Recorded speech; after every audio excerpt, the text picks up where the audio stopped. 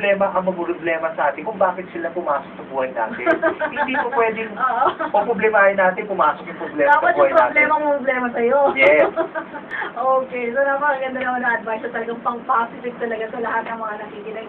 But anyway, dun po sa inyong, meron po ba kayong diba na center, na kung saan makikita kayo, magbibisita kayo? Well, pwede akong tawagan sa 290-5871 o sa 0905-422-6975. My office is in Ginoto sa Plaza Cervantes. Doon po sa BPI Bank ng Plaza Cervantes.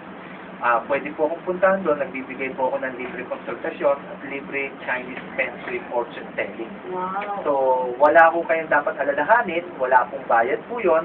Kasi hindi naman po ako naniniwala na pagka nagbibigay po kayo ng fortune telling is binabayaran. Kasi hindi po natin dapat pinagkakakitaan yung paghuhula.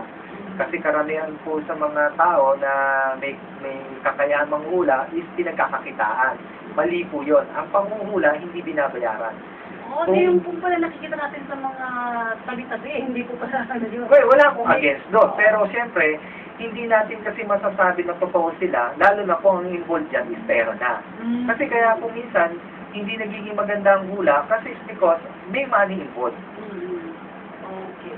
So may nagtatanong po sa atin, sa mga texters po na, senior na po ng Pasig.